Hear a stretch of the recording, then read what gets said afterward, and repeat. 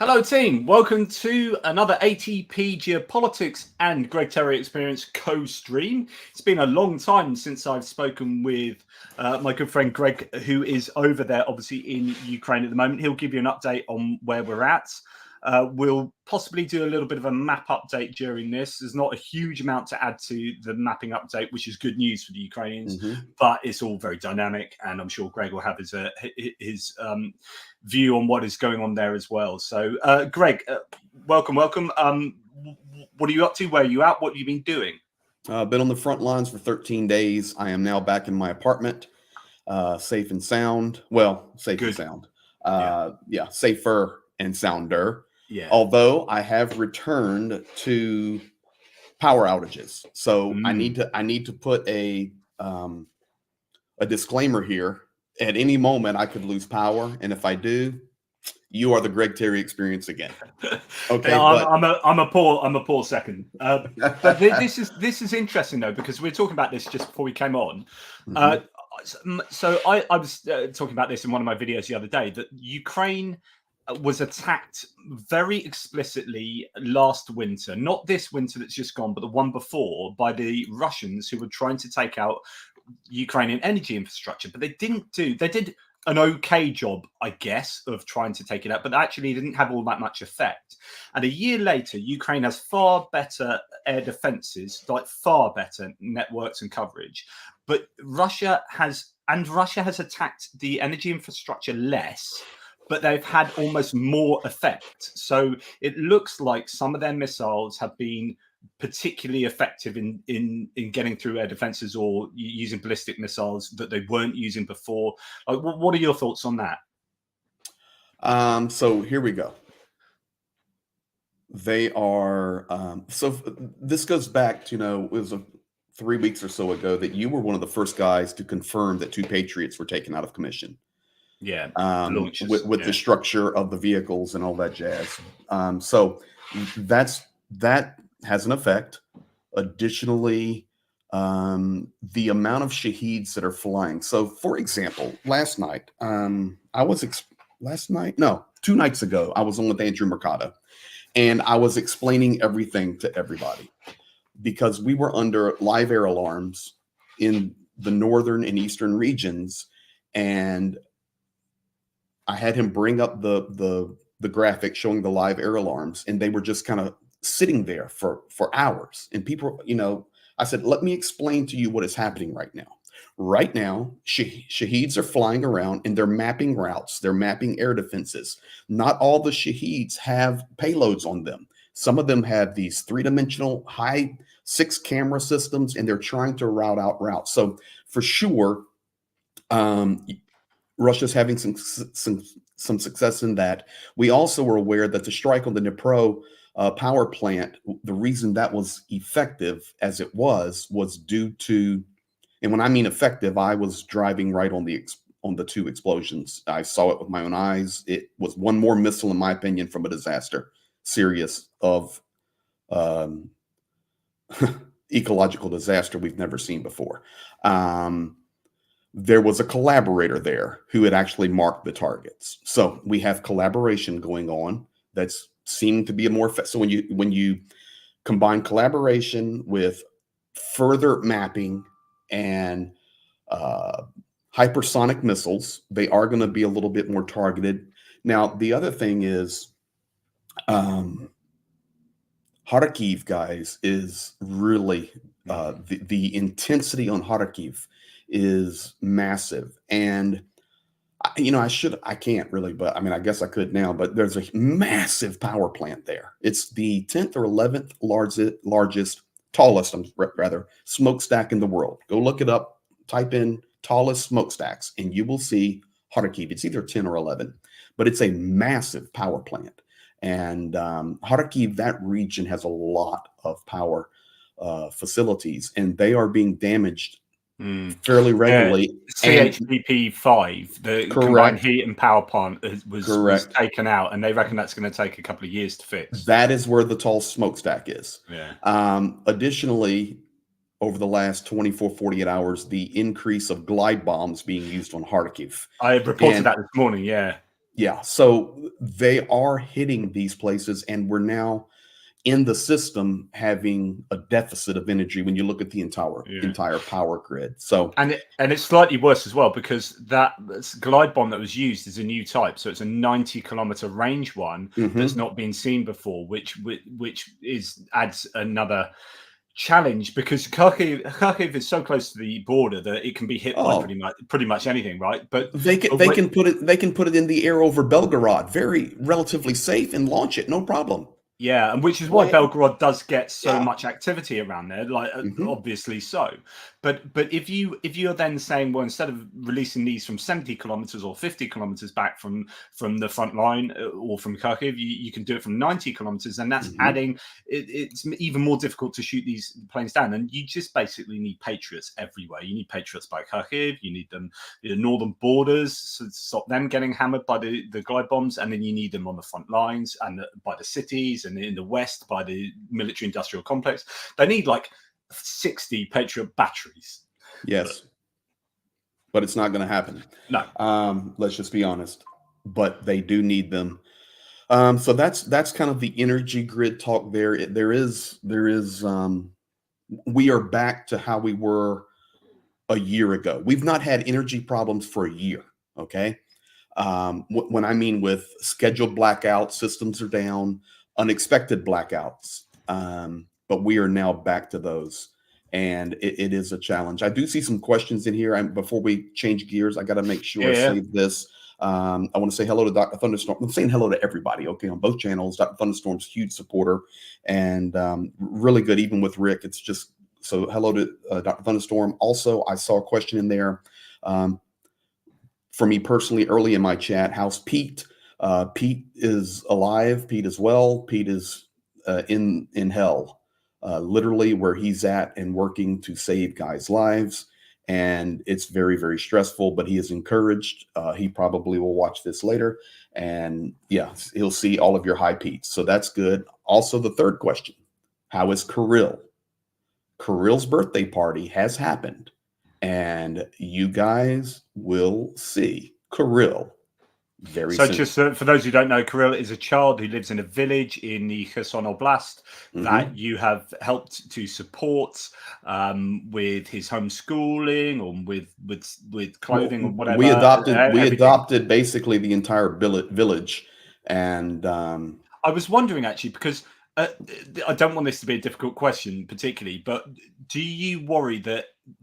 And maybe you've thought about this, and you're almost going to answer this, but do you worry that by giving Kirill extra attention, that other children might get jealous? Oh no, we take care of all of them. We take care of all of them. So that was a farming village that had 300 people in it. There's only 40 left. Yeah, that's it. 300 to 40, and it's completely destroyed. So yeah, we adopted the whole village. Yeah, that's brilliant. And I've been there and I've been around there, and it was it's a fascinating place. Like driving in there, all these posts, little sort of metal rods that are sticking out of some of like 50% of the area, because 58% of the area has been demined so they can farm it, and then 50% of the area they haven't, and they've got these rods with white tape on, the white tags on at the top that indicate a possible mine, and there's loads of them. Right, you don't want to be going for a brisk. Well, let me tell you how real this is. So you guys will see this on a video. If you haven't subscribed to my channel, make sure you do, because you'll get the notification on this. But you're going to see me at Kirill's birthday party, and I'm talking with his dad and another farmer that works with him. They farm 300 hectares. That's their farm outside there, and how it's all divided up. And on the very day we had the birthday party, his father was close to being killed, because as he was on his tractor working on a field that already had been demined, he come up upon a whole stash of RPG supplies that had been overlooked, and he stopped the tractor just in time. Wow. Yes. And he has got a fine selection of munitions. Oh, they're everywhere in his backyard, basically. Yes. And it's quite incredible. I'm going to find some of those pictures I have actually to communicate that. But yeah, so that's all good, and you guys will see it. Yeah, so Good. And what other news do you have in terms of? So you were down recently. Last time I spoke to you, you were near Orikhiv. Yeah, I was in Orikhiv. Yeah. Yeah. So which is maybe you can pop the map, Johnny, I because will. some I'll people pop the may map not know up. where that's at. Yes, I'll put the map up rather than get the other thing. So there we have the map of the front line. Orikhiv is just behind the Robotina sector, this larger town that has been hammered over time. For quite a long time it's been hammered because, as you can guess, it is very much in the firing range there. I mean, that's about 15 kilometers. That we were under constant shelling the whole time we were there. Missile went over, jets went over. I mean, it's nowhere. So if you look at forget Robotny, look to the left there, you're only about 8 kilometers into Orikhiv from the Russian line. Yes, absolutely. And they're just leveling it. So we are supporting the Robotny guys there. And we were meeting with the commanders. We were dropping aid. You guys will be seeing all of that. Some of those aid drops I have to show after because we're so close to the front and the guys we're working with, it's so dangerous. But you'll see that and you'll hear that, you'll experience that. And we were able to help them immensely. Maybe this is the time, Johnny, that we can move, just leave the map right there. Yeah. So, basically, there's one road that gets down into the Robotny area.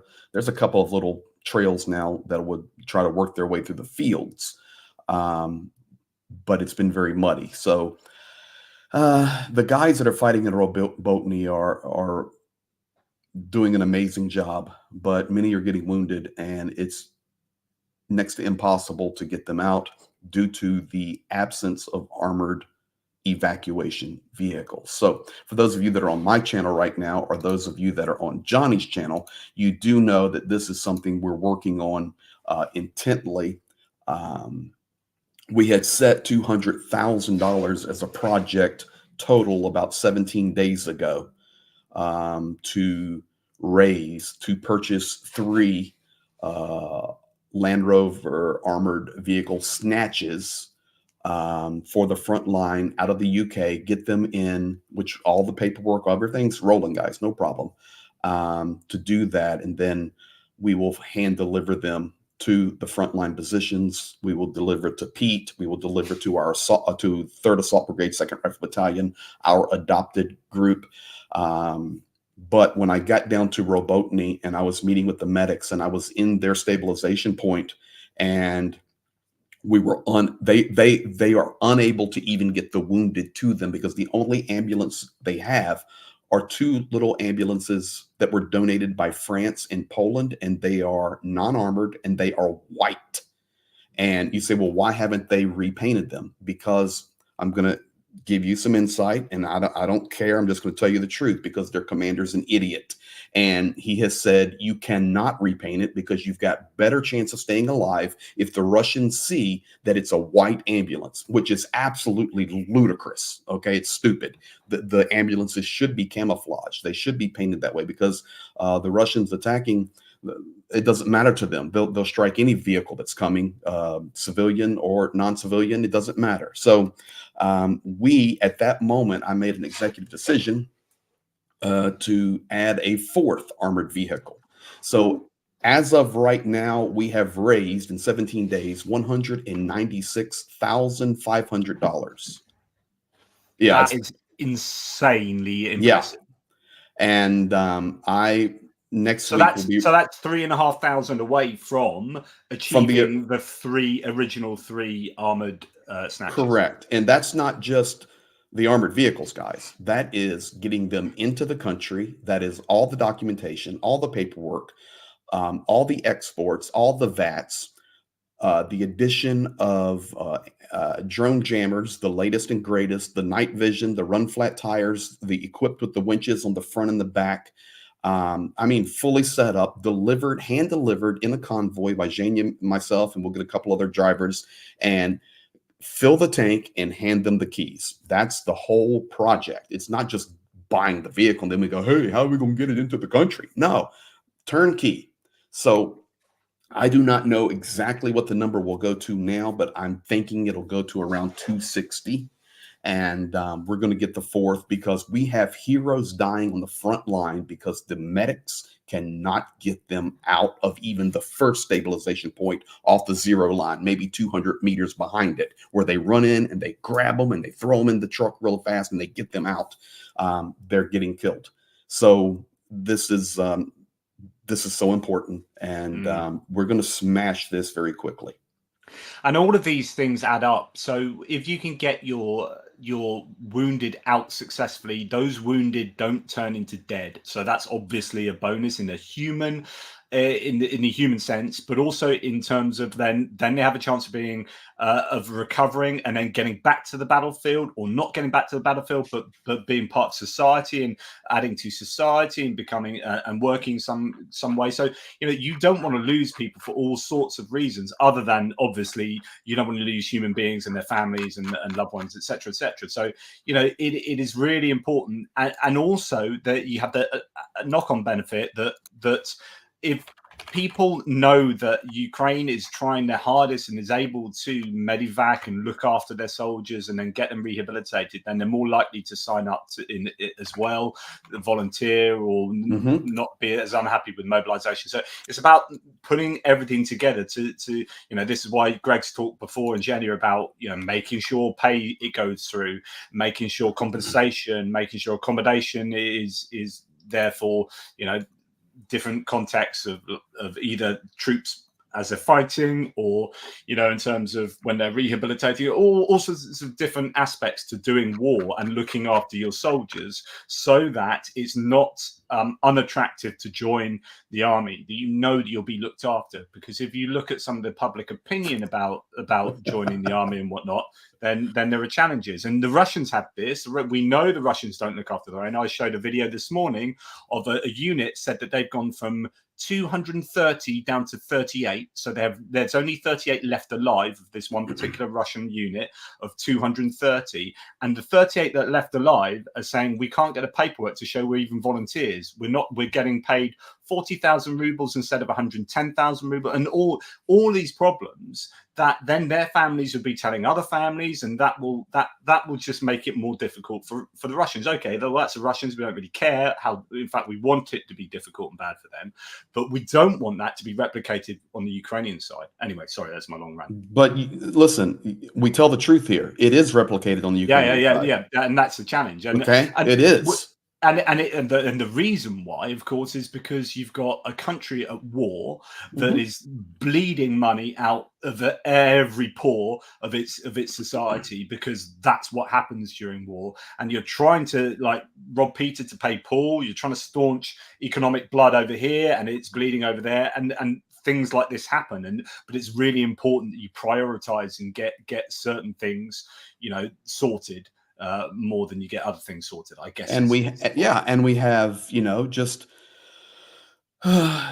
challenging political situations, not only in the United States and throughout Europe, and Russia meddling in everything as they do so well, but here, even the pressure being felt into the third year of war, where even internally in the Rada here, that, guys are getting frustrated, and you see it. So I want to call it frustration of what to do next, how to do next. I did pin the link into my chat, and then I know Johnny's got it pinned as well. So yeah, and I'll put it in the live chat as well. But yes, so there was a question in there: if we go for the fourth vehicle, which we are, and we deliver it camoed, well, we're just going to put it at 260. We're going to make it. If it needs to be adjusted, you guys see we're doing what we do, but it's right. It's approximately right. So somebody said, "Well, are you going to have a guarantee that their commander will not paint it white?" Oh, absolutely. Period. So no, it will stay the camo that we deliver it. Absolutely. I promise you. I've just put the link into your PayPal. I put another payment into that last night, actually. So I hope you got that. Great. Thank you. I was going to just present to everyone the photos that I took when I was down in the village that Kirill was in. So let's see if this is going to work. Here we go. share. So can you all see that? I can't see if you see it because it's changed my screen. Let's move that over there. Yes, you can see that. Okay, brilliant. So this is when we were down visiting Kirill, and Pierre, who was with us on the trip, said, look, I really want to personally help him to do his schooling. So Pierre went out and bought him out of his own money a tablet and gave it to him. So that was, yep. On the Kirill video that is forthcoming, you will see him doing his schoolwork on that tablet. Oh, that's brilliant! Oh, hopefully, if Pierre's not watching this, then I'll let him know. That'd be lush. So that's a battle bus, and Greg, doing his thing with his camera in hand, of course. Here are some of the children left in that village, and this is just an example of the sort of thing that happens. So actually, this is interesting. The EU have a funding thing where they're replacing windows, and I think they're coming through Belgium or somewhere. I can't remember now. And anyway, it was interesting to see all the windows being taken out and replaced with new windows, which is fantastic. We're now going to get onto the sorts of things that Kirill's dad would pick up from his lands, and this is a beware. Is that a beware mine? No, that's actually a. Let me say this first, then I'll translate that for you. Linda S from Australia just donated 500 USD. We're now only 3,000 from the 200K. So thank you, Linda. Here, that actually is from the time of Russian occupation. So Kirill lived under occupation, and they had that village, and one of the houses that they took or stole, they turned that into the commander's headquarters. And that every group of the soldiers had a 30-meter by 80-meter area that they were responsible for controlling when they were taking control of that village. And that says that this is this section, this quarter, and it's under the control of Kapitan Sokolov. That's what it says. Right. And every 30 or 80 meters, there would be another one of those signs, so that whichever captain or commander was controlling that zone. That's how they take these places over. Right, interesting. This is, sorry, that's a little bit blurred. That's a little bit better. So this is, parts of rockets, or smirch rockets, or all sorts. This is just in his backyard. You can see behind that green thing is some kind of rocket casing. Just incredible that he'll be, and that's a mining one. That's a beware mines. But that's a Ukrainian sign, actually. That one, I believe. Yeah, that is be careful because there are mines here. Yeah. And it's just incredible. That's Kirill's father. Sort of things that he would find on his land. Just like, going to do a bit of farming. So he's got this kind of yard that's basically a scrap heap full of just insane amounts of random military equipment. That looks like the thing from Star Wars where he's practicing on a Millennium Falcon with his lightsaber fighting. But anyway, that's a reference to Star Wars there for anyone who's interested. Just again, a couple of rockets there.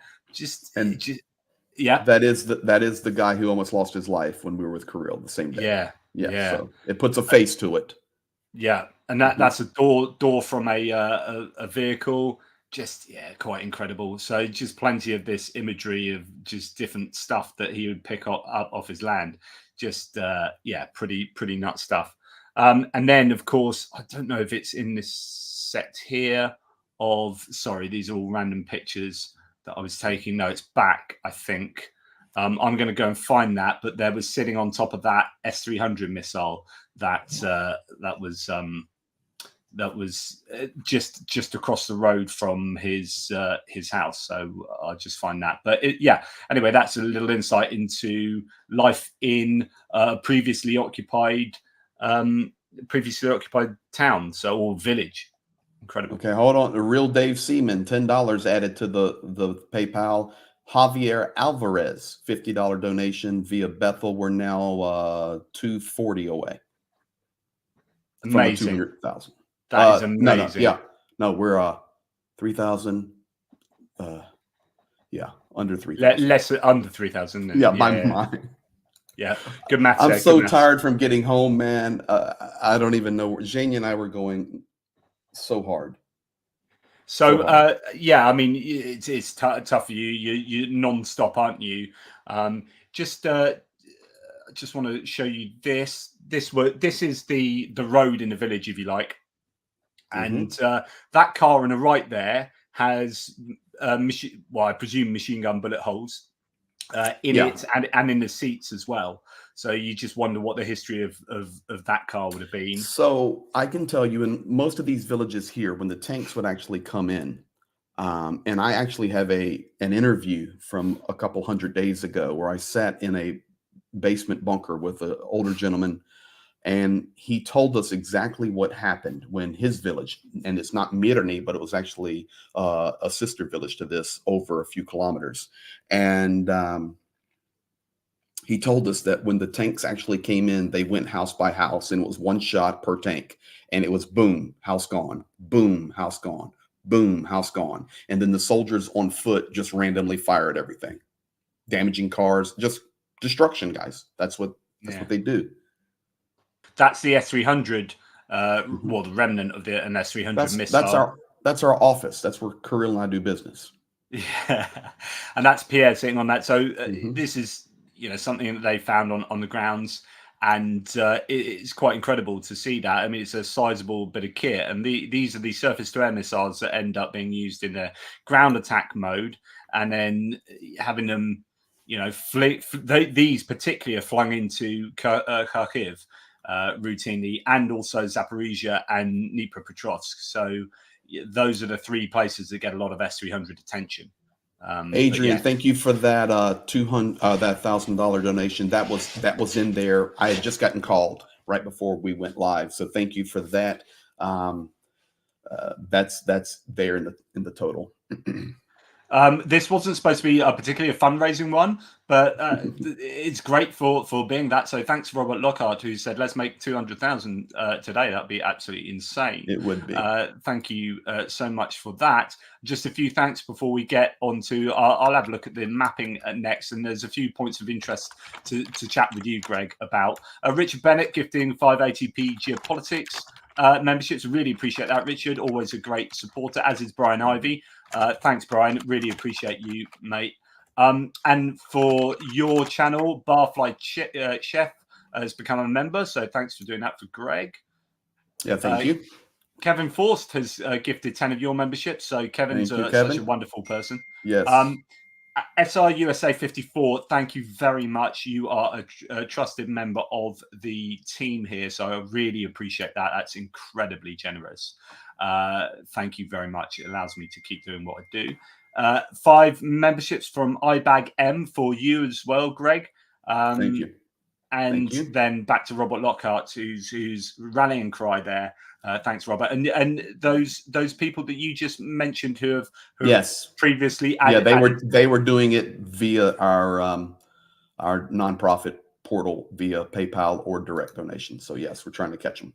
Yeah, and who was that? Just giving them some props again. Adrian gave 1,000 earlier. He's Linda S in Australia. Wow. There was Javier, I think. There was others. I can't keep up with it now. So thank you. Incredible. Thank you, yes. Incredible. Right. So now I'm going to go back to the map. And there's a few points of interest that I thought I'd like your opinion on. Well, the first one is just mentioning the Malloy drone, because you mentioned this last time we spoke. I think you did, saying that actually the British-made Malloy drone, and that there are several variants of these. Some of them are big enough to be able to carry human bodies, but it wasn't those ones, but the smaller ones. A heavy lift drone has proven itself in Ukraine and will be in service with our Royal Marines. Acquiring proven platforms that can be upgraded, like the T-150, is key to our defense drone strategy. The reason I've mentioned this is because not only did you mention the Malloy drone, I don't know if it's that particular one, but I was talking about this in my video this morning, that there's no such thing as a free lunch. So when we give as nations stuff to Ukraine, it's part of our strategic planning, which is like, okay, what's the first thing we want? We want Russia not to win. We want Ukraine to prevail. And so we are going to help Ukraine with military equipment. And so there's that element of it. We just want you to win the war. Okay, the second thing is, wouldn't it be great if we stimulate our own economy And so we're going to build stuff ourselves to get that to Ukraine, and that creates tax dollars and it creates jobs and so on and so forth. And the money that we are giving to Ukraine, actually, we aren't giving it to Ukraine, we're giving it to ourselves. And that allows us to give stuff to Ukraine, either old stuff or new stuff that we build. And if we give old stuff, we replace the old stuff with new stuff. So I have literally sat on one of those and lifted it, and I work right with the guys who do that from the Ukrainian side. So I can confirm, yes, they're there, they're working, and I can even confirm that there are more there than are officially stated by the Ministry of Defense of the UK, because they were actually sending them initially illegally. I mean, interesting, yeah. Well, see, I heard. Let me explain why. Because the red tape was so hard to get those transferred in. The UK actually sent some guys down to bring them into the country and get them here so that Ukraine could start using them while they were trying to get the red tape sorted out. That's an interesting point, because when I know some people in the armed forces, I know a former tank commander, I know all sorts of random people, and someone was telling me we've officially given 14 Challenger 2 tanks to Ukraine, but there were my information was we gave at least double that, but we only officially gave 14. And so there are claims that we gave possibly 22, possibly 28 Challenger 2 tanks. Now, I don't know if that's true, because the official line is still 14, and everyone says we give them 14. Whether we gave more than that, I don't know. But I'm not sure about. Could be similar. I'm not sure about tanks and things that are that large that have to go on the back of these big trucks. But I can now that drone right there is massive, guys. So I sat on it. So that tells you how it could have lifted me off the ground, possibly. Yeah. Certainly one of the those literally can be thrown in the back of a truck and moved, but you're not going to do that with a tank, No. So I can just tell you they're there for sure. And the last thing I was going to say about strategic, no such thing as a free lunch. When we give things like drones that are particularly cutting edge technology, what we're doing is we're doing R&D back in the UK, for example, or any country, where you're saying, right, what do Ukraine need? They need this. Okay, let's get feedback from there. Let's design this. Let's send that to the battlefield. Okay, let's use it. Let's get feedback from that. Let's put that into the feedback loop. And we are continually upgrading this bit of kit so that it's really good and does a really good job on the Ukrainian battlefield. But what we're really doing is we're tooling our own armed forces up to make sure that if we have to go to war, we are the ones that have the latest tech that is most effective, and it's been battle tested on the front lines in the most updated war in the world. And so what we're doing is we're investing in our own national security. So when we give stuff like that, and we become members of drone coalitions, and we're trying to help Ukraine, we are also helping ourselves. Now, I'm not trying to say this is all selfish, but I am trying to say that when we help Ukraine, there is a lot of self-interest involved in that. So it's not just overt charity to Ukraine. Of course there is. It's nations are learning a lot in this war right now.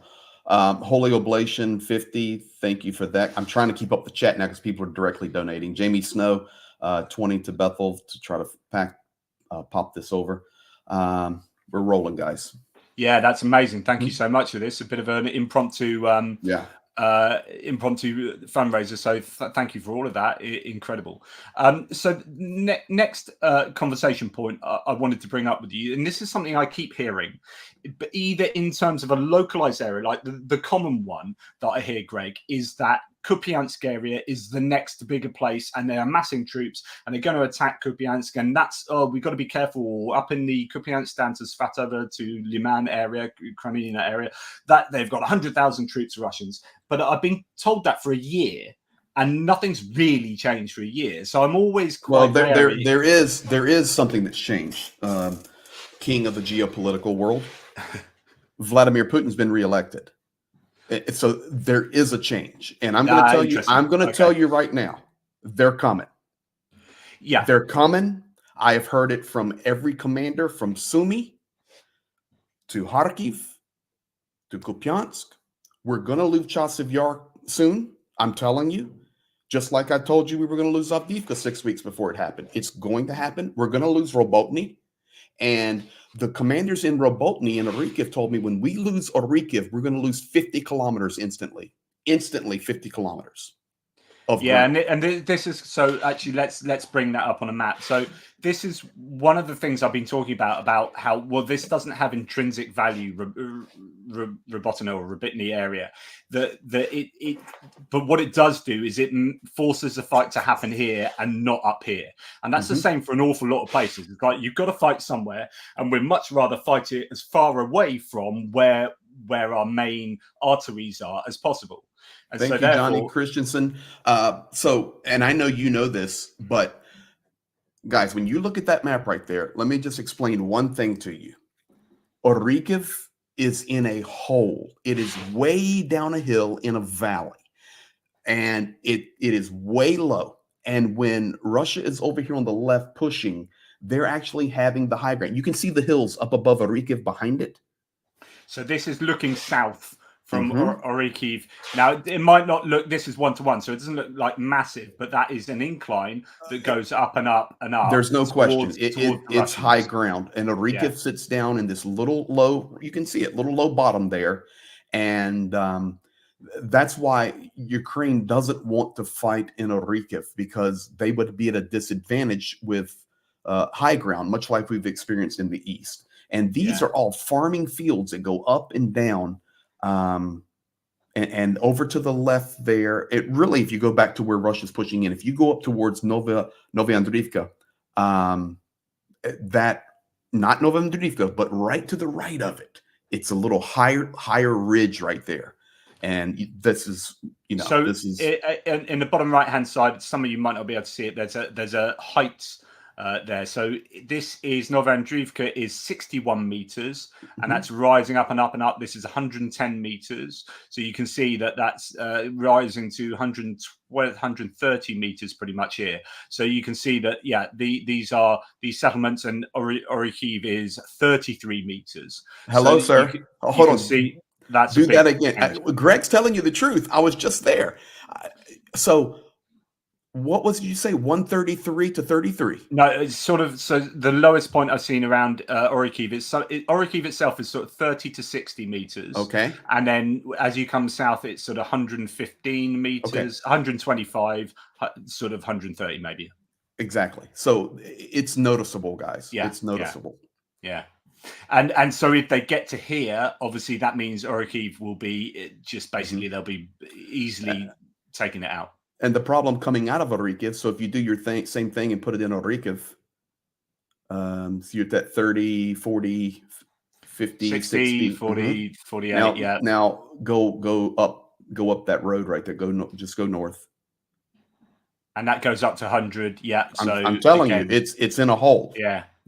That's a very good feature. You just taught me something, JP. I like that. Yeah, it's good. That is very useful.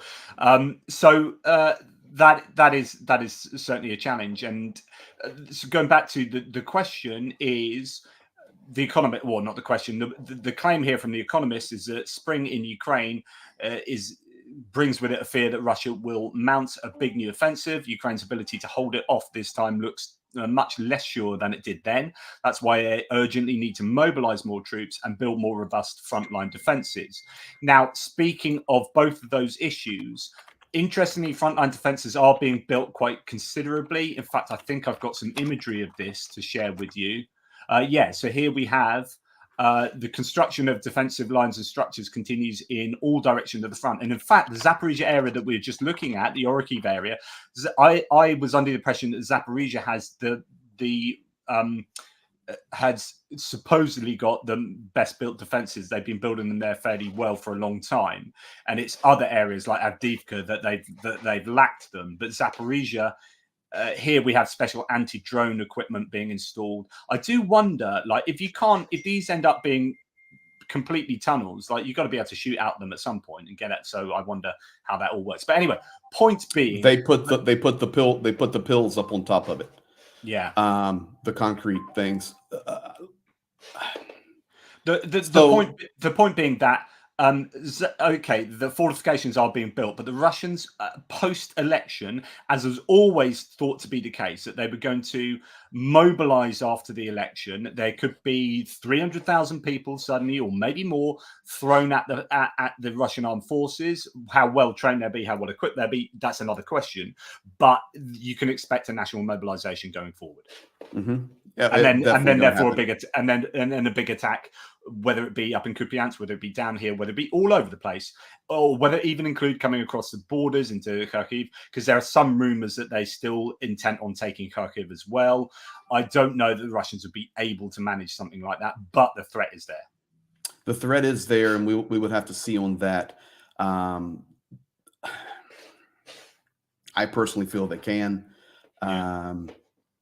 Because Ukraine is, so I just tell you straight, they are not as, they're having to put the maximum amount of their soldiers actually on that Kupiansk all the way to Robotny lines. And it is not as well staffed as it needs to be. Let's just leave it at that. Are there military there? Are there soldiers there? Yes. Greg, do I follow the link above? Donate to the ambulances. Yes, you do. And somebody else, either it's going so fast I can't keep up now. But thank you, everybody. Thank you, and we'll catch it. So it'll be interesting. I can tell you right now, Johnny, over the last 36 hours, there were some mandatory evacuations coming out of north of Kharkiv. And that's due to the increased shelling and the increase in glide bombs. So it's a couple of towns just north of Kharkiv. So that's not the best.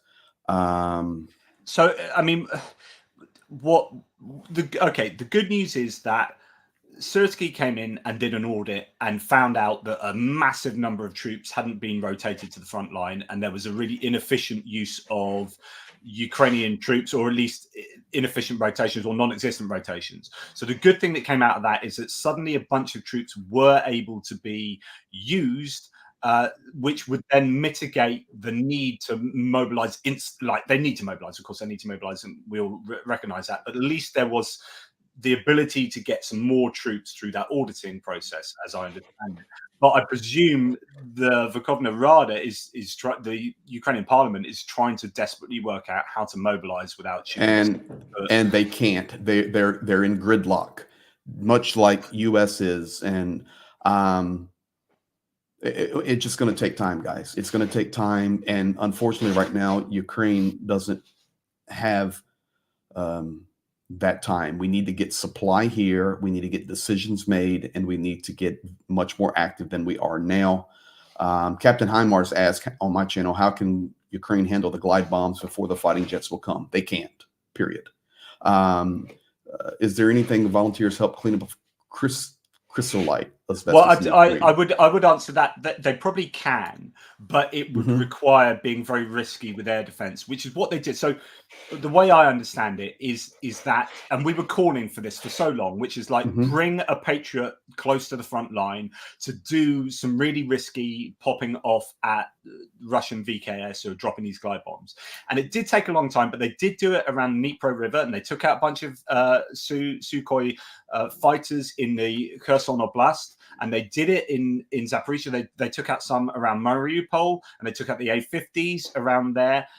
And then they did it around Avdiivka and took out some planes there. So they can do something about it. But the problem there's a difference in the question: can and are they? Yeah. So they can they? Yes. But right now they're so weak, Johnny. I'm telling you, I've just come off this entire front line. They're so weak. This is why you've seen Russia hit the energy infrastructure pretty much how they want to this week. Patriots would stop them. F-16s would stop them. And Ukraine has the skill to stop them. But now they're having to pick and choose where they're moving these defenses. And so when they lost those two launchers, and okay, the launchers are not the most serious part of the battery, luckily. So they lost two launchers, Patriot launchers around Donetsk that were doing that job. And that's the risk. So you're like, right, we've got a percentage, we are going to risk losing these, But if we don't do it, then we're going to risk losing our troops and key positions because these glide bombs are bastards. And so therefore it's like move these forward, take out some airframes, which they did, but then they lost some launchers. That's the game they have to play, because then it's like, okay, so now we can't bring those two particular launchers back to defend say, for example, a combined heat and power plant, if they were being used to do that. I'm not saying that they were, but my analogy is always, you've got a blanket that's not big enough for your country, for your bed, right? You pull the blanket one in one direction to keep you warm over here, and your feet get cold over there. So then you pull the blanket back over there, and it lays bare another part of your bed. That's the air defense situation, both in Ukraine and in Russia. And neither side has enough air defenses to defend their country from the other side. That's correct. The question then is, it's a dilemma. So it's not a problem that has a solution. It's a dilemma that has your least worst outcome. And so what do you give up? Do you give up your troops on the front line, or do you give up a power plant, or do you give up something in Kiev or whatever? And I don't know the answer to that, but that's the problem. Those are the issues I have. Why would a NATO nation and a neighbor of Ukraine allow a missile to fly over their airspace for 39 seconds? So can I answer that? Yeah. So my analogy, and my viewers will have heard this. So my analogy, I think, is spot on. Tell me if it's not. So if Russia, so I worked out at 800 kilometers an hour at 39 seconds over Poland, that would have covered about 9.5 kilometers or something like that, 9 kilometers. What would Poland have done had Russia sent a convoy of infantry fighting vehicles with troops on that is going to attack Ukraine, but sent them 9 kilometers through Polish territory to then come into the Ukraine and attack Ukraine? They would never have allowed that. A missile does the same thing. They're just different forms of weaponry. Some are people, some are missiles. If you allow a missile to do that, then you effectively would allow troops to do that. You wouldn't allow troops to do that, so why have you allowed a missile to do that? However, they have gone away and thought about this, and NATO has announced, I think, broadly, that they would shoot it down now, and they might even shoot it down going into Ukrainian territory. This is what is being discussed. If that's the case, that's good, and that's right, and that's what should be the case, but it should have been shot down initially. Anyway, that's my We completely agree, and all I can tell you is all that does is embolden Vladimir Putin. Exactly. It's very simple, guys. And would they shoot the next one down? I highly doubt it, to be quite honest with you. There's a bunch of cowards running around.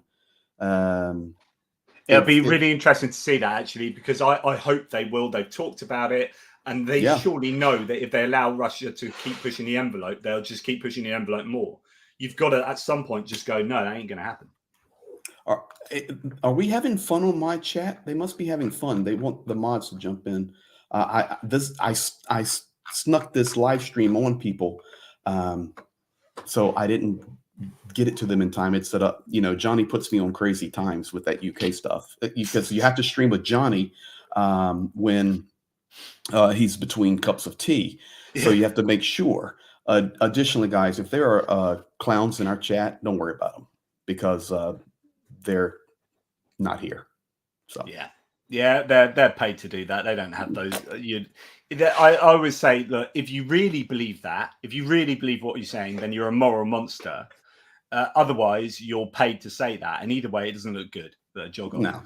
No. But yeah, so I think the key, and Ukraine have long been saying this, and they're still saying this, is air defense, air defense, air defense, and it needs to be the best air defenses. And I think, I've been singing France's praises recently, Greg, because Emmanuel Macron, Sébastien Lecornu, their defense minister, their prime minister Attal, they've got a mission over at the moment in Kiev with some of the Speaker of Parliament, and also people in France are saying the right things in the right positions, and they're now putting their own defense industry on a war footing. Lecornu announced the other day that they will be okay for taking over private defense concerns if they need to get them to make things at the right the right levels. They just announced yesterday that they are no longer going to export to any other country than Ukraine for when they get rid of equipment that gets replaced. So they've got all these replacement schedules going on, which will include AMX-10 RCs, these light tanks on wheels, and also VAB armored personnel carriers and all sorts of other stuff. They will exclusively now go to Ukraine. This is all really good news, which is like France are saying there is only one issue at the moment globally that we need to concern ourselves with, and that is Ukraine. And that's exactly what we need to happen, but we need that with everyone. But they make SAMP-T, France, which is a Patriot equivalent. I don't know how good it is at there's no data really to show how good it is at taking out ballistic missiles, but we know Patriot can.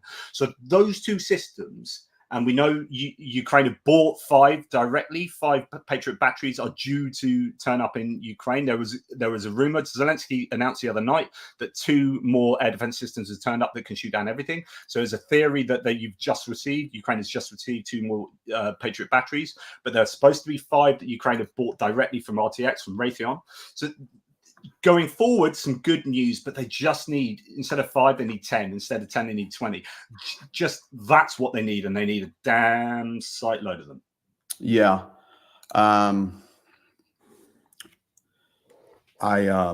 James, if you're in there, I popped you on as a moderator, brother. I trust you to keep an eye on it for me. So, yeah, it's Johnny. We continually get back to timing.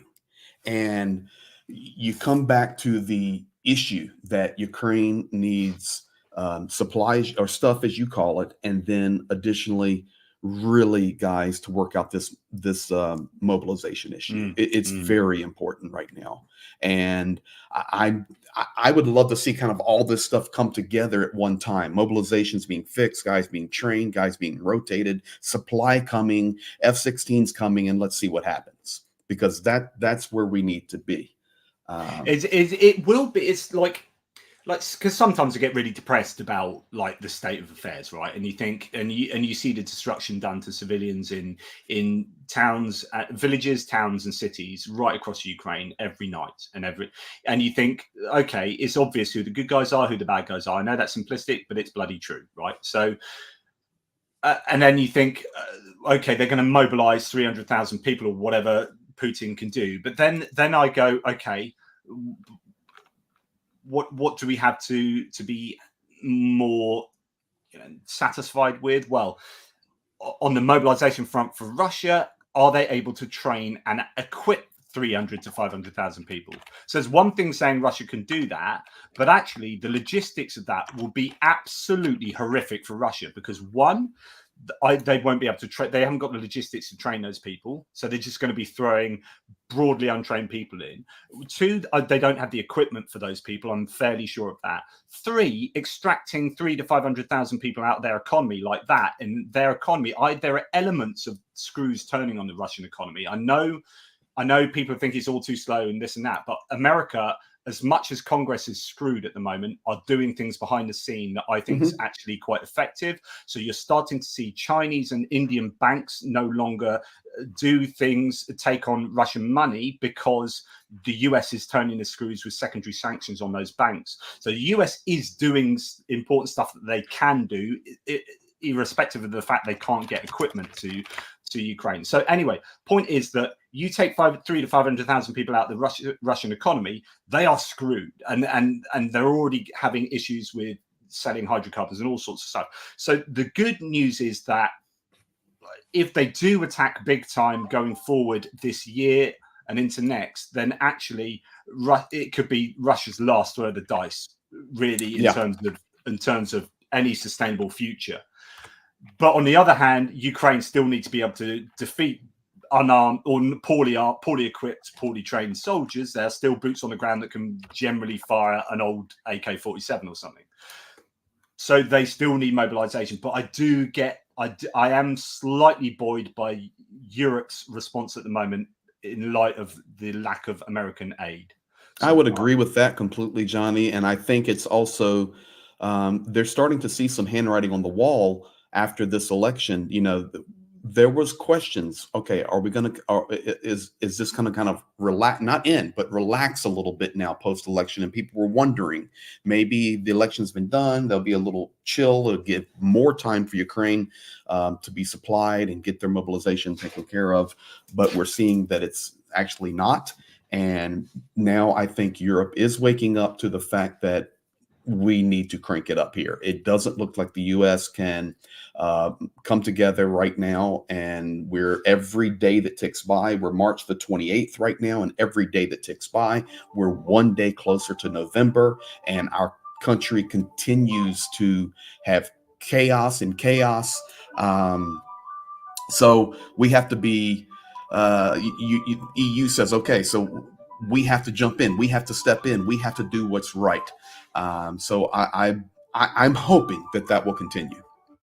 Yeah, and I think it really is. I think the EU is definitely doing a much better job of stepping up. I think Macron and some of the leaders have really had some road to Damascus moment of realization, to use a religious phrase for you there, Greg, just to make you happy. But you know, I think that is happening. I think Germany's really stepped up, even without the tourists. They've still done. They're still the biggest donor outside of the US.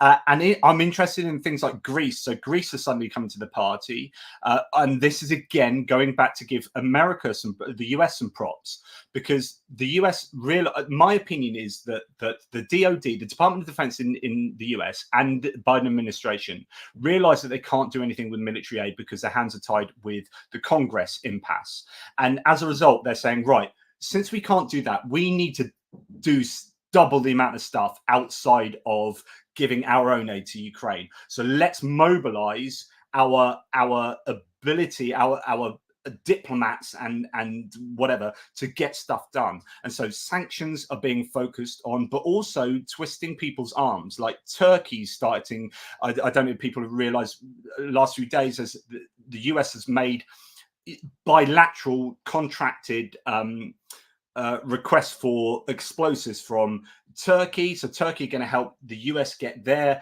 artillery ammunition production up. So when you do get the green light for aid, the US has got loads of artillery ammunition. Turkey's involved in that, and also getting Turkish ammunition, I think, to Ukraine, but also Greece, as I mentioned. Now, Greece are being given F-35s, I believe, from the US. They're selling them to Greece. But I think part of the arrangement was, we will only sell you F-35s if you give all of your old Soviet-era gear to Ukraine. And that's quite a lot of stuff. So Greece are now giving some S-300s and munition, and I think some books maybe, and so a bunch of other stuff that is really important for Ukraine. And they're also getting rid of older airframes such as F-16s and Mirages. Mm-hmm. So there's now the theory that Greece are going to be able to sell, might not be giving, but be selling F-16s and Mirages to Ukraine. This is all, again, looking good.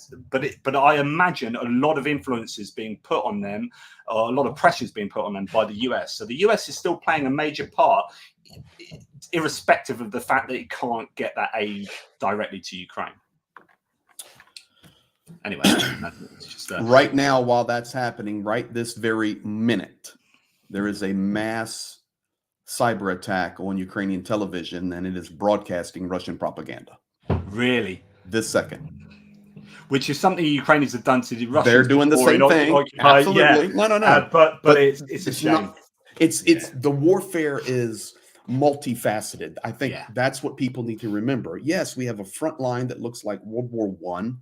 And it's just horrible. We have the media war. We have the corruption war. We have foreign governments war. We have technology war. We have propaganda, as both are pushing on each other, rightfully so. I mean, this is warfare and behind lines activity. This is a war that the world hasn't seen in a long time. We've seen wars, in the Middle East, or we've seen wars that African nations warring against each other with tribal wars or cultural wars that have happened. But it's been a long time since something of this level. I don't know that we've ever seen a war like this, because you've got the conventional war, you've got the threat of nuclear, You've got sanctions, so you've got the economic war, and this involves not just the countries taking part in the war, but all the allies on each side. You've got cyber war, and you've got information war. This is all happening, and it's a confluence of all these different domains. I don't think we've ever seen a war that's been quite like this, and yeah, incredible stuff. And to be quite honest, we can take it from Pete the other day. Understanding the drone warfare, and not so much the larger drones, not talking about shaheeds and vampires and all of these. We're talking about the FPV drones that at some times there's so many in the air, even from both sides. Yeah. He called it a swarm of locusts. You don't even dare lift your head up out of the hole. So this is a new type of warfare that the world is learning through this war in Ukraine. Drones have been around for decades, but this type of FPV drone has really changed the warfare. So you're right. I even call it, Johnny, to be quite honest, I call it a U.S. Civil War all the way until modern warfare futuristic. Everything is happening right now, whether it's just random artillery being shot and no aim, nothing, lining these sides up, all the way into futuristic warfare. I'm sure things are happening we haven't heard and can't even understand, to be quite honest. Yeah, and like I think this is our war, and it's our war because the Russians and apparently the Chinese are very much at the moment starting to do this. But the Russians have been involved in information warfare, and you can bet your bottom dollar that opinions that you are being subjected to, particularly on social media, are being amplified, or that wedge is being knocked into the crack by the Russian information warriors, if you like, the troll farms. And so that civil war, that culture war that's taking place in the US at the moment between Republicans and Democrats, fighting over all these sometimes quite frivolous things, in my opinion, certainly compared to something like an actual world war going on in Ukraine. But that is exactly what Russia wants. They want the US to be divided and to be concerned about all these other things so that they can go and do stuff in Ukraine. And so there is a kind of civil war going on in so many countries around the world, and Russia is taking one of those sides in those different countries, and they will be amplifying the most divisive rhetoric there in order that you concentrate on the wrong things. And we need to see through the fog to the clarity of what is going on in Ukraine, because that's where the actual war is taking place. Well, I think that you, Johnny, have done a phenomenal job, and I support you 1,000,000% educating your community on this and being so faithful with your updates nonstop. You have risked your own life to come here, and it appears you may risk it again in the future to come here again. I've tried to do the same, but mine is experiential living here, years of my life, speaking the language. All of these things, start putting all these together, and we have a great team. But what's beautiful is I'm watching both of our chats right now, and people, they get it. They're saying, yes, this is our war. So we just need to amplify that message out more and more and more, that this is our war.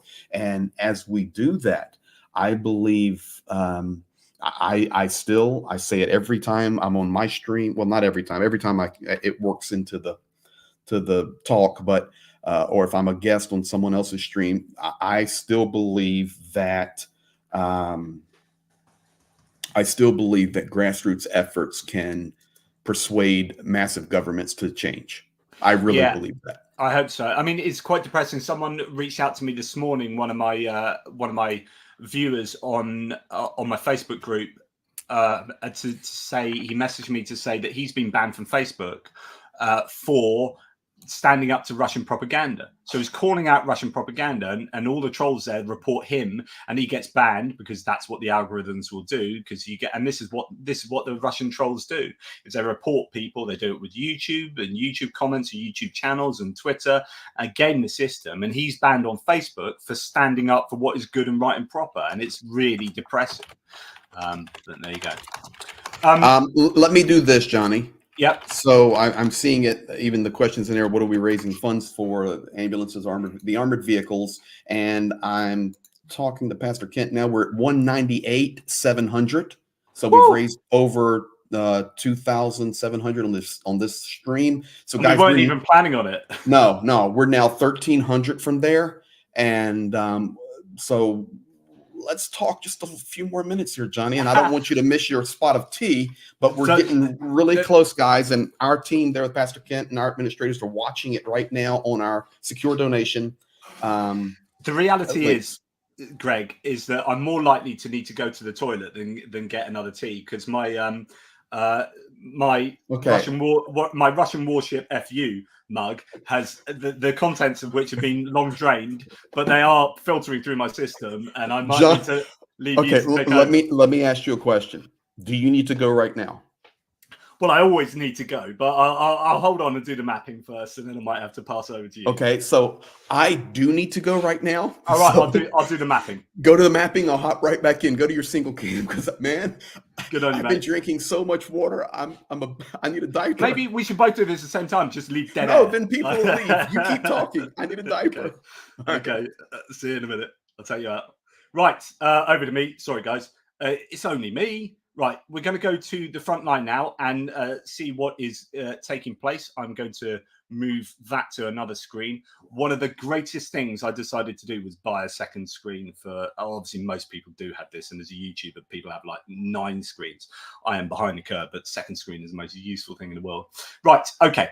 I'm going to start, before I go to the mapping, I want to start with something, and those on my channel will know about this issue, and I actually spoke about this morning in one of my news update videos, but I found this really interesting. So Andrew Perpetua as a mapper, and if you go to my map, you will note that there are many lines on my map. On my map, I have the main Russian defensive lines are denoted by the blue line here, which is Andrew Perpetua. He's a pro-Ukrainian mapper, but actually he's really objective. Yellow is Deep State map, that's pro-Ukrainian, and red is Surat maps, pro-Russian. There's often a difference in the mappers. Let's go to a very good example of this, which is a place to the south of Avdiivka. So you've got the Avdiivka salient here, and you've got a place called Novelska. So what happens with Surat maps is he says, as soon as the Russians set foot anywhere, or if there's a vehicle that's gone somewhere, or there's a human being, even if they are obliterated and blown up because it's actually a grey zone, that he will say, right, the Russians control that, because I've seen a Russian human being there. And this causes a bit of consternation between the mappers, because here's an example where the Russians definitely do not control Novelska, as according to all the latest data, but Surat maps has the Russians in control of Novelska. Okay, I'm giving you that context so that you understand this. So these are Russian sources saying this.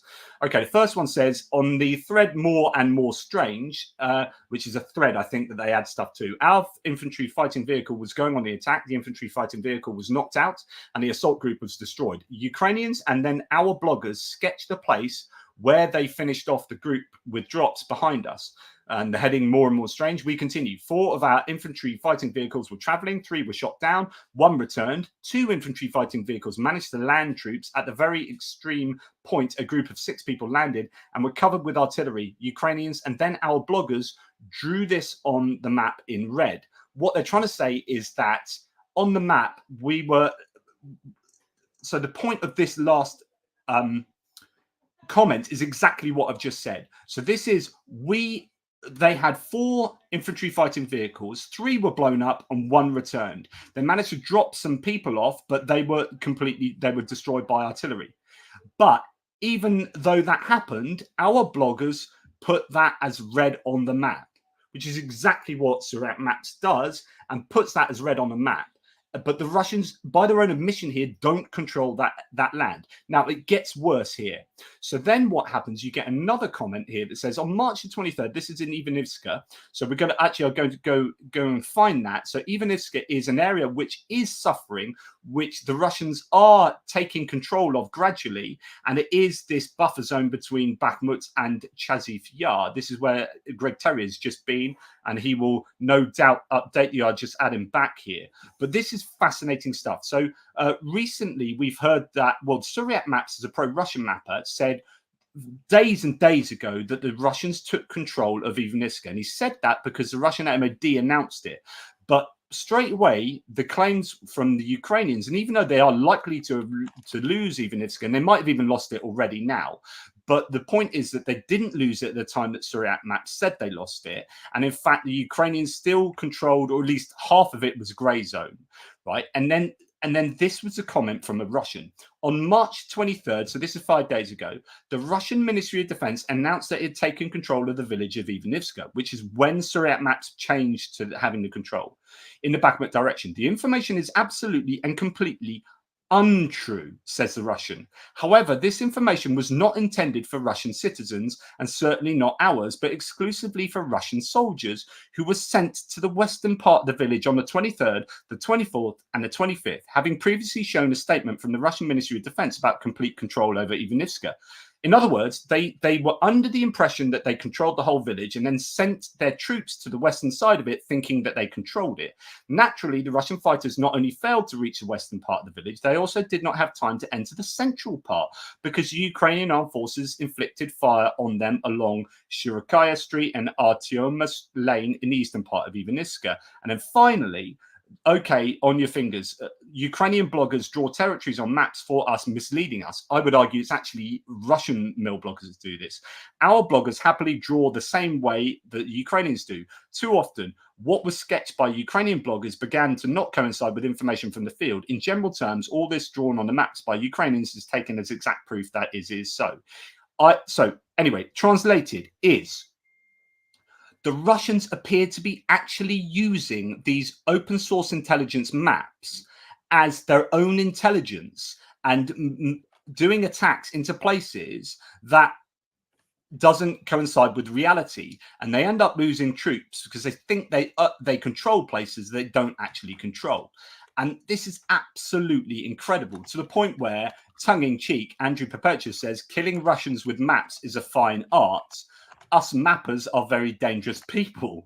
But the point there, and this may not be widespread, this may only happen here and now and on occasion, but it makes me wonder what the intelligence is like for the Russians on the field, on a battlefield.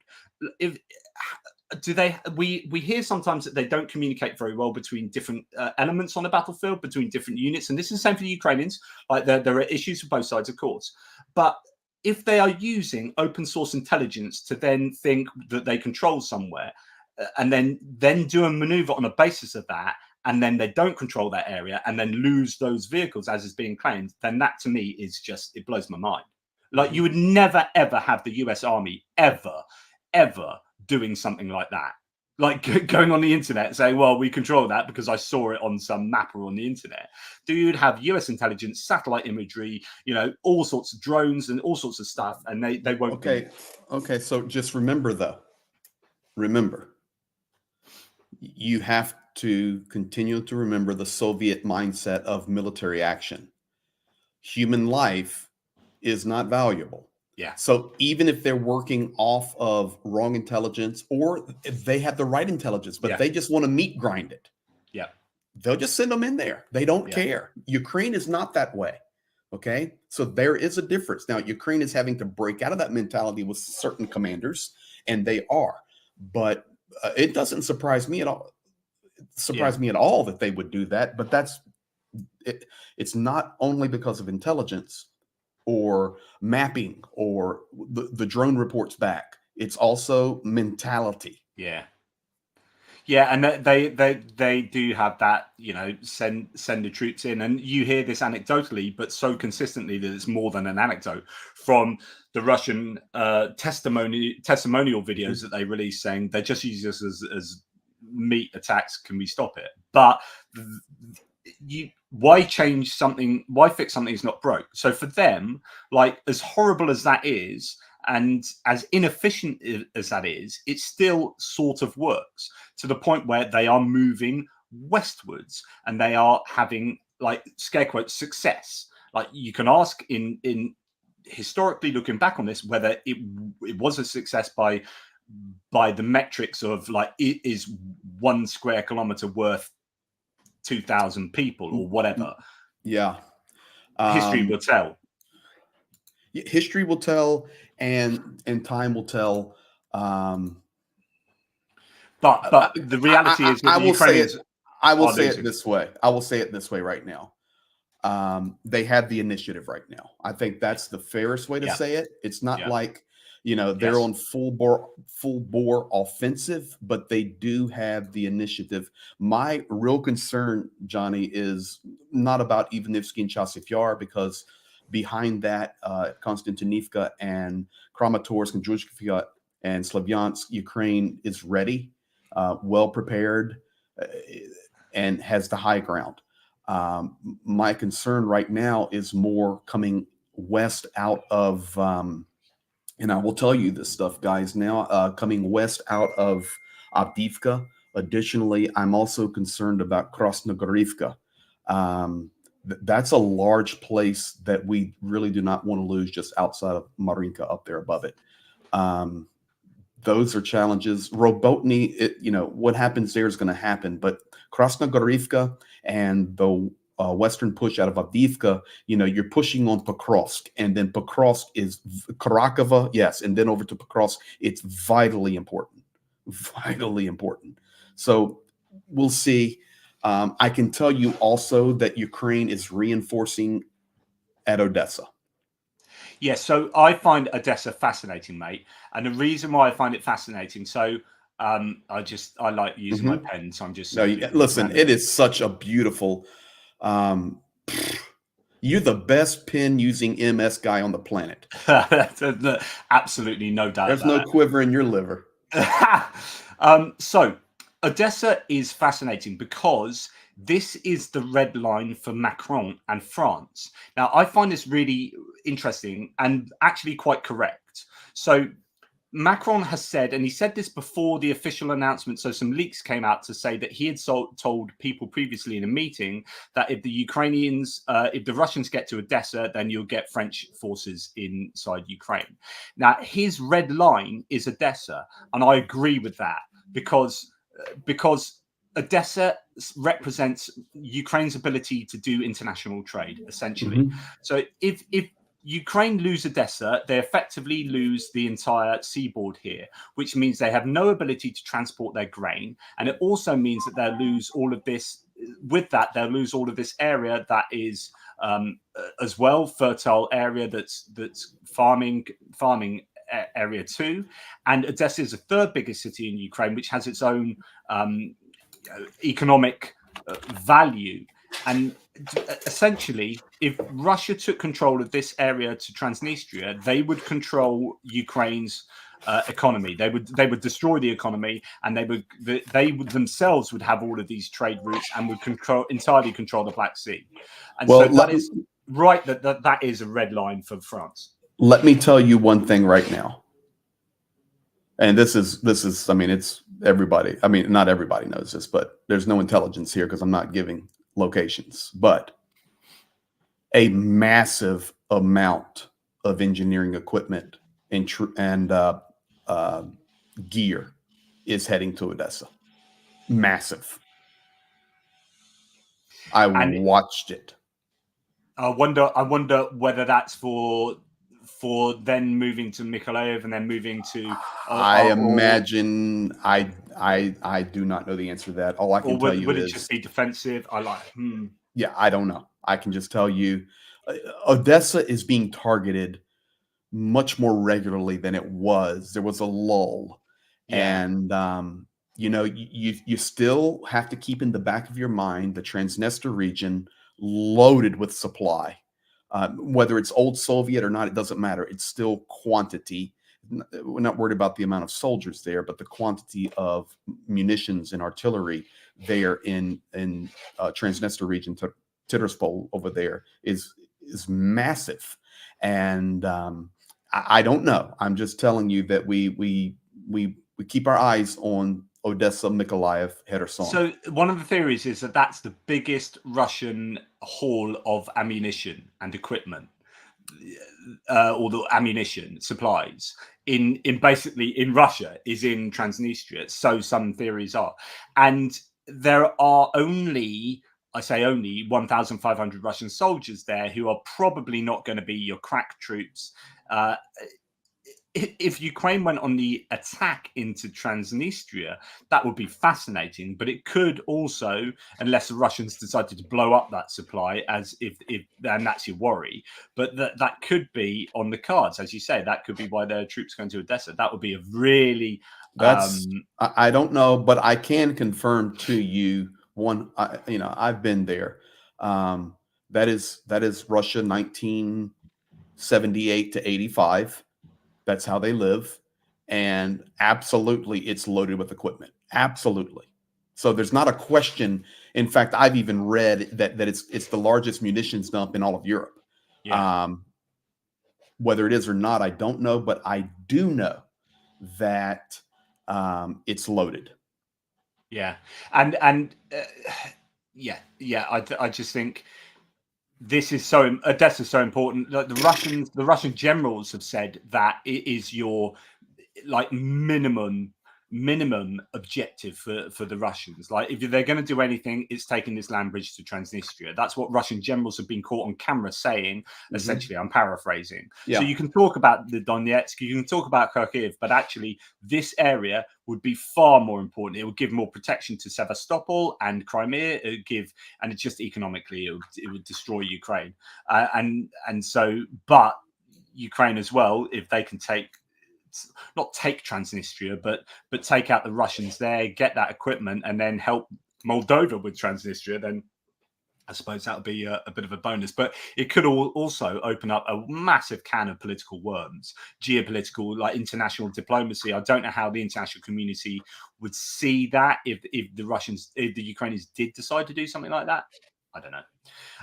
In terms of the front line, nothing's happened from Kupiansk to Crimea. Again, really stabilized front line here as far down as that salient by Terny there. But certainly Kupiansk has really quietened down, despite the number of rumors about the Russians getting ready to attack big time around here. In fact, the Ukrainians have pushed the Russians back, supposedly, north of Sinkivka, which is fantastic news. That happened over the course of the last few days. But yeah, even to be quiet around Terny is good news for the Ukrainians. They managed to push them back a little bit, the Russians here. The Russians, though, have pushed in other areas. So this is a dynamic area, the front line. But the Russians have lost quite a lot of equipment in this whole area. Andrew Perpetua's mapping has shown that, and his geolocation of equipment.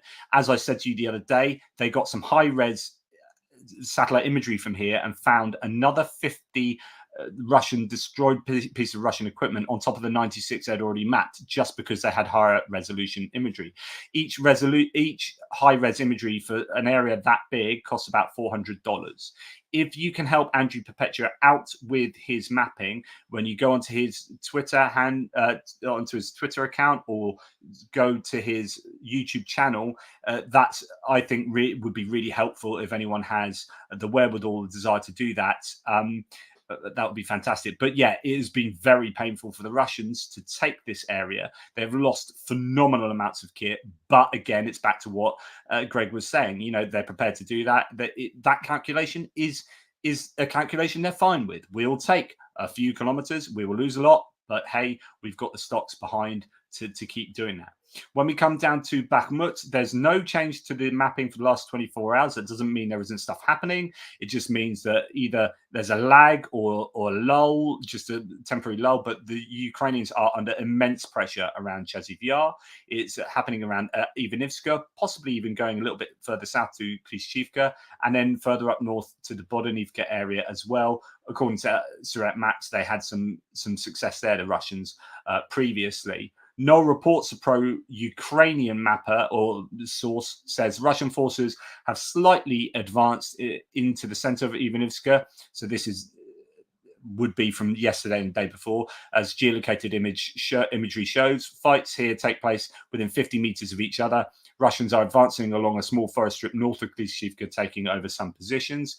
That's important because that's high ground north of Ivanivska, and this is the key, like I keep saying, but just for the benefit of Greg's viewers that might not have seen my mapping, you've got Ivanivska here, which lies below the high ground just north of it. And control of this high ground basically will give you control of Ivanivska, really, because you can just, if you control this area, then you've got the full site over Ivanivska, and it just becomes a kill box, really.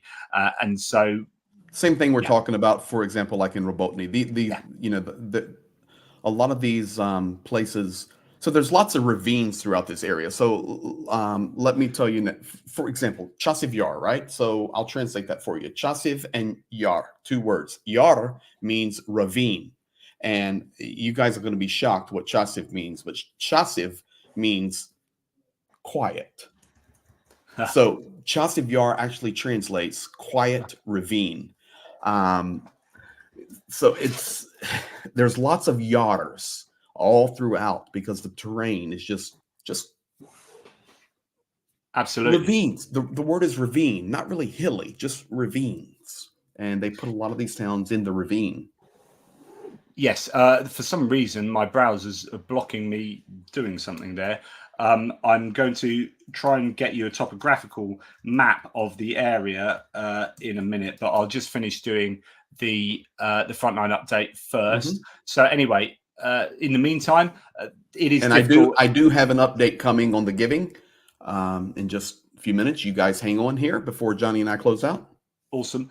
So as Greg knows, it's very difficult in Bakhmut, and he's saying that the battalion commander around there pretty much admitting that Chasiv Yar will eventually go, Ivanivska will go at some point. It's just a matter of how long and how much can they bleed the Russians for doing that. There are defenses built behind that, as Greg says.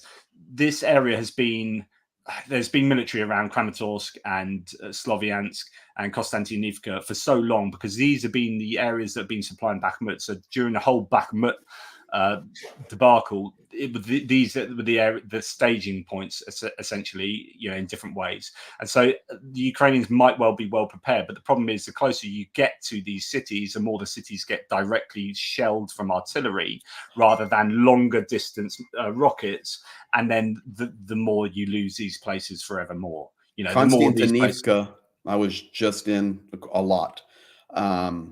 And it's large. I was surprised at how much more damage is happening, especially on the eastern side. It's just, well, yeah. So if you think from the center of Konstantinivka to there now.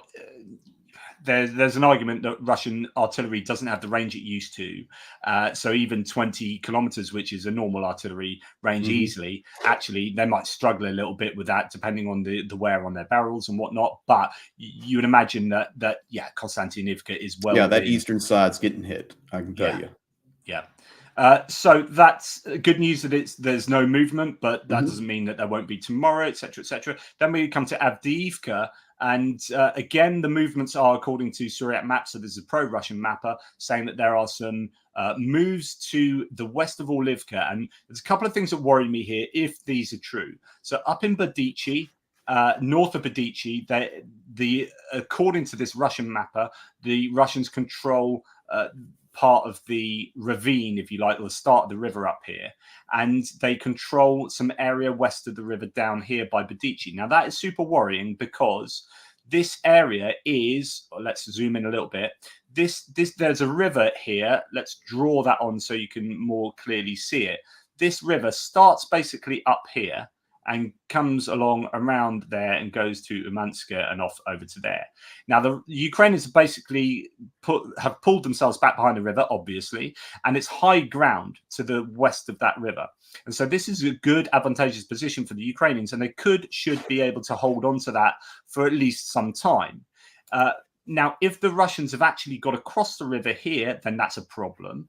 And more concerning, this is where, well, just as concerning, and this has been my worry, is that they would just try and come down from the north by getting around the beginning of the river and coming up around the railway here and then coming down there.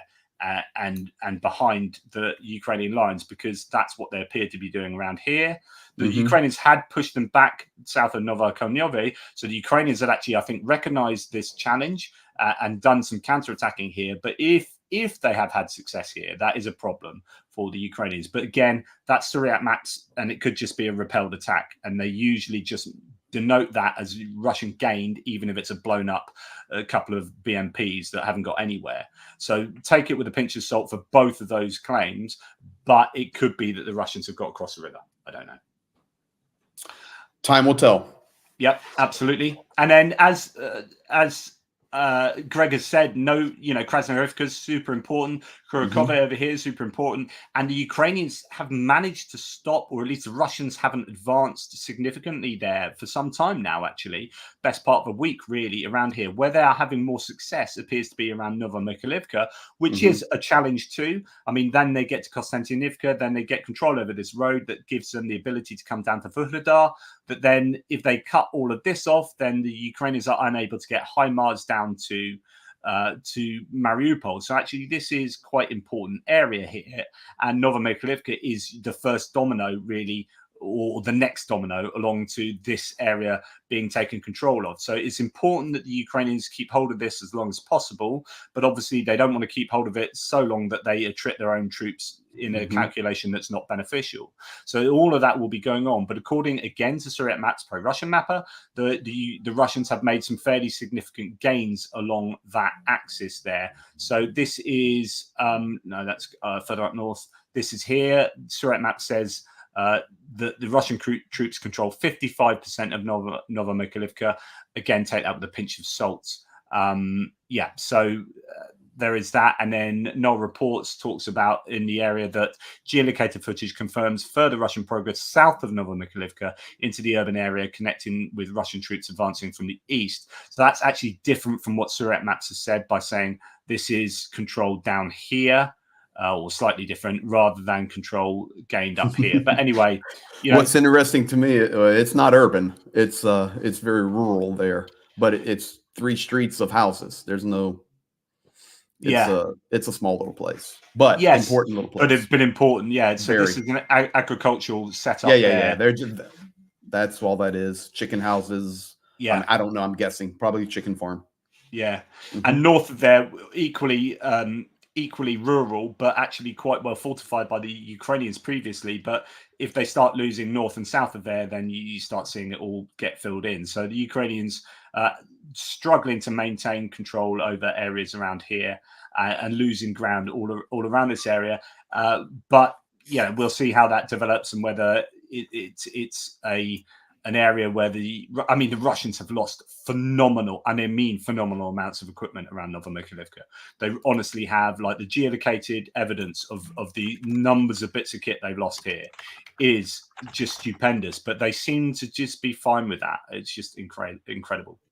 Right, and then when we come to the southern front lines, there's a tiny bit, I think it's probably more of a rejig for Suryat Maps around a place called Myrna, not the Myrna where Kirill lives, but another one. It's probably a rejig as opposed to Ukrainians counterattacking there, but they had some gains there, the Russians. So it could just be an overzealous bit of mapping originally by Suryat Maps, and now that's been changed, although Andrew Perpetua still has that under Russian control. Anyway, really, there's not too much to report, even from Robotinet. It seems to have been fairly quiet, and I say quiet in scare quotes because it's not going to be quiet, it's going to be hellish, but there's no change to the mapping. And again, Dnipro, no changes there too. Even though the Russians are still trying to dislodge the Ukrainians from Krinky, there are still a few people left over there doing an incredible job of pretty much sacrificing themselves so that the Russians attrit themselves on that in some kind of a military harry-kiri. Anyway, that's the front lines. There are a few sources that I forgot to tip into, but the last thing I would say, and I'm going to have to get going in a moment. Yeah. The last thing I would say is just do not forget Kherson. It's horrible. So it's nonstop. I was just sleeping there. It's nonstop, guys. Nonstop shelling. It's being destroyed inch by inch, and the city's laid siege to, basically. Well, so this is what I keep saying with reference to the fact that I've been to Kherson, and I didn't see a single military person in Kherson. I saw lots of them outside it and block points and whatnot. And I'm sure there are military in Kherson. Of course there are, but compared to other places, seeing no military when every other person in every other place I saw was military was actually quite remarkable. And so my opinion of Kherson is that it's mainly civilians that are there, tenuously hanging on to civilian life. And when the Russians hit it with shells and rockets and whatever, it is more overtly terrorism than in any other place on the front line or near the front line. Would you agree with that? I believe that is a city under siege. I believe that it's going to be leveled to the ground. So since you've been there, Johnny, which is almost 7 weeks ago, it's much, much worse. You would be surprised at seeing the amount of damage. And I can tell you as well, the amount of soldiers you saw in and around that area, as you were describing, is now exponentially less. So and then so it's just fascinating because there's nothing to hold on to. No, I mean, my point was always that if you were going to put military there, you'd just be sitting targets. There's no point being there, and it doesn't offer you. It's a city that's right on a front line. Like the river separates the Russian line from the Ukrainian line, and therefore you don't need to be there, etc., etc. So therefore, every attack on Kherson, which is every day, all day, using all sorts of different munitions, non-stop on civilians, and therefore is every shell landing there, in my books, is pretty much a war crime, and is terrorism. It's literally trying to evoke terror in civilian populations, and I feel very if people want to see, I know the guys that are here watching on my channel now know, or maybe you guys are here and you didn't see it, but if you're here and you're from on Johnny's channel right now, go over to my channel and go to the live video from a few days ago called Ukrainian Heroes Share Truth of the Front Line, and scrub toward the end, and you guys will be able to witness 7 or 8 minutes inside Kherson. And it will give you the best view of, go there and I'll show it to you. That way they'll know which one to do it. Click that. And then click live, and right there. So me with the two tall guys, because I'm 6'4", they're about 8'3". Ukrainian Heroes Share the Truth of the Front Line. If you scrub over, and Johnny, you can do it. Just scrub your thing over real quick, and it's basically all black and walking through Kherson. It's unbelievable experience, but it'll give folks the idea. And Kherson, as you know, Johnny, sits on that bank, that hill. It just goes down to the river. And it's just easy pickings, and it's very, very dangerous. It's unfortunate. It's such a beautiful city, and it's just being leveled, guys. It's being leveled. Yeah, and when I was there, the sound of the outgoing and incoming artillery, my room was shaking, my windows were rattling on that second night particularly. And every time it's being hit, I was just thinking, that's hitting civilians. You gits. Not a fan of that at all. But that's my opinion of the war of Russia. I don't want to start ranting. This is something. So I'm going to say this for the benefit of your audience, Greg, because I said it to mine a number of times. But Jamie Snow said, Jonathan, can you explain to everyone about hitting the like button and clicking on the mainstream media, please? Now, this may sound weird to you, Greg, but this is actually something I was thinking of this last week, and I've been trying to get my audience to do this, because we complain that mainstream media doesn't I'm going to close the map down, doesn't report on Ukraine enough, right? This is a common complaint that you and I have. We talked about this recently with regard to the strikes on Kharkiv when you were there, right? But actually, unless it's a public service broadcaster like the BBC or PBS or whatever, they are a news organization that is basically an economic entity that is trying to make profits, right? And so they are feeding the audience what they want. And if the audience doesn't click on, isn't interested enough to click on Ukraine news pieces, then they won't put those news pieces at the top of their news agenda, right? And so actually they're reacting largely to their audience. So while we complain that they are not showing stuff, they are just actually giving the audience what they want. And if they don't want Ukraine, they won't give it. So I've been appealing to my audience to say, even if you don't read it, you don't have to bother reading it. But if you're on your CNN app or your Fox News app or your BBC app or your Guardian app or whatever, or on websites, click on the Ukraine stuff. You come off it or just click on it or leave it open in a browser or whatever. We need to artificially, like, I know you might not think that this is a nice thing to do, but we need to manipulate the algorithms to tell people that Ukraine is still important, so that it then feeds back into the loop of getting that news onto the news cycles. It might not help. There's only a few of us, but there is value on clicking on news pieces, even if you get your news from YouTube before you get it from mainstream media. Please click on mainstream media Ukraine news items. Thank you, and very well said. And I'm reading the chat. People are so kind, saying, okay, let's help Greg get the message out more and more. So guys, I'm pushing my 90th day and I've got to leave. And actually, I had to step up a minute ago because I had to send a picture over to my lawyer here in Ukraine. I'm getting a different visa because now I'm going to just be coming and going. Yeah, I've asked you, but I was going to ask you about this. So how are you going to be able to come back? I'm going to have multi-entry visa, no problem. It's already done. Yeah, and we're just going to take that out of the way. But people are saying, okay, just, Greg, find a way to get the message out to more people. I'm working on it. But when I'm on my off time of the front line, I'll still be streaming and updating, and Jane will be live reporting, and we'll have Pete. Nothing changes. And we'll still be rolling with Johnny and Gertis and Mercado Media and all these places we're cooking with. So that will all keep rolling at even a higher level of the stream ability, because I'll be in my home studio that's tricked out.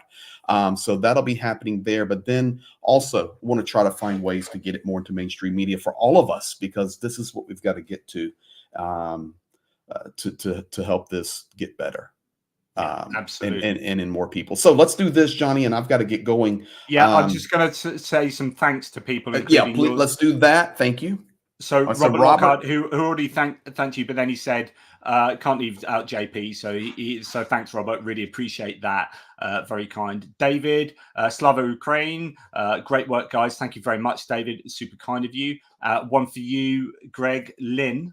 Thank you, Lynn. Some Canadian love there, and a nice Canadian avatar. That is a nice. I like that. That is awesome. I like that. That's great, because that's not only is it a maple leaf, but it's got the trident inside it. I just love it. Graham Baker gifting 5 memberships. Thanks, Graham. Always a great support there. And then saying, hope this little helps a little. Thank you incredibly much for that Australian support. Super cool, Graham. Thank you. Stu Bedasso here says, just joined yesterday. Thank you, Stu, for indeed joining. And thank you for being part of the team, because we are a team. That's cool. Adrian, this is for yours, with some Swiss. Adrian's a legend to push the algorithm. Thank you, Adrian. Yeah, good stuff. Thanks, matey. Me and the Pig with some Canadian support there. Thank you, Me and the Pig. Me and the Pig and the team. BTC Bandit, thank you very much for your Euro support there. Really important. Certainly to me. Louise Foley, thanks to you both, Jonathan and Greg. This one's for Jonathan. Also did a donation to Greg's PayPal Slava Ukraine. Thank you very much. And we're going to get an update on that shortly, I presume. Somebody put something in here. Holy Oblation. Big shout out to Linda S. Yeah, she made a large donation for the. Yep, got it. Definitely. She's amazing. Para Andy, thank you so much. Been there for the long haul, Para Andy. I remember you from my early days. So thank you. And John Larkin, such an incredible support of the channel as well. Thanks, John. Really good of you. Johnny Christensen, thanks for the super sticker. And Tanya Rindenko with some Canadian love. Every little helps. It does indeed. And then for Greg, so thank you, Tanya, and you support Greg's channel as well. So thank you so much for that. And know that you know they exist. Says for Greg, more chocolate for giants. Metaphor until I win the lotto. Chocolate's being delivered nonstop. Thank you, thank you. Is that the candy? Yeah, candies. Candies for the candy. Yeah. Say no more. Right. Karen Furry, so incredible Canadian support there. So thank you, Karen. Really insanely kind. And I'll leave that up as we end. So thank you, Karen. And USA 54, thank you for you earlier on as well. So Holy Oblation, USA, sorry, that's SR USA 54. Holy Oblation for a super sticker. Big shout out to Linda S for her huge donation. And the final one, sorry, Greg, for taking so long. No problem. Stupidity in Essence with some Danish love. It's of course, my favorite Nordic band. You are awesome, guys. Thank you for that. It's very kind of you, Stupidity, although it seems odd calling you Stupidity. But you get what I'm saying. So what's the latest update, Greg? So we started at what, 196? 196.5? What were we at? Yeah, 196, 196.5. That's 196.5. Okay, 196.5. And over 1 hour and 42 minutes. Can we get a drum roll from Johnny Pearce? $202,476. We've raised about $6,000 during the chat, and the 200 is smashed. We're well on our way to 260. Thank you, everybody. I just got a shiver down my spine, and what was amazing is we didn't even mean it. Like we weren't like, this wasn't a fundraising chat. We're just like, let's have a chat, see how you're getting on, do some. But I need to say this because I have to go to a meeting. I have to say this. This is the goodness of the people. We didn't come on here with any intention to do that. I was just happy to sit down and go, hey guys, we hit 196.5. But it's the people saying, okay, challenge accepted. Let's get to 200 today. And then people start responding. So thank you. And guys, I promise you, as you've seen in all the other videos we do, you will see every step of the way. And for this project going all the way to the front lines with these now 4 armored vehicles we're pushing for, you're going to be a part of it. Thank you. Thank you. Thank you. Just amazing. Absolutely amazing. Really, really, it is indeed awesome.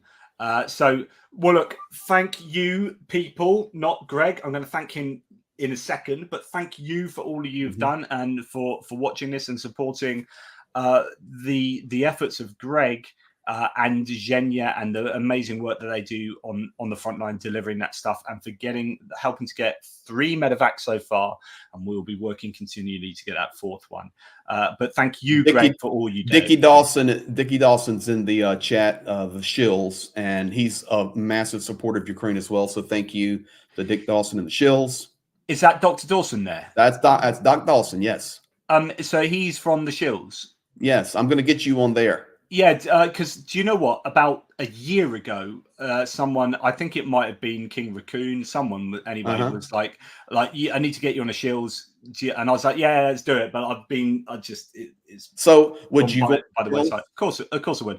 Let's do yeah, we'll do a co-stream or something. Yeah, that's cool. I don't want to invite myself on the Shills, but someone was asking and saying that they were. I just invited my co-host. All right. I got elevated, because I have to put Cotton in. He likes to use a lot of colorful language.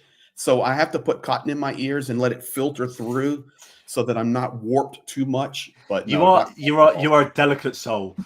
We need to look after you, Greg.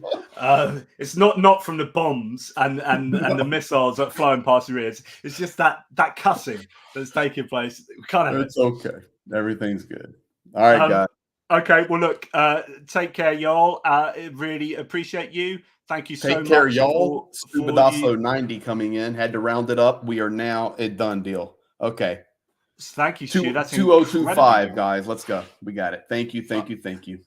Well, thank you. And thank you to Karen. Thank you to Stu. Thank you to SR and to all the very kind people. Thank you to Greg. Take care, everybody. And we'll speak to you very soon. Good night.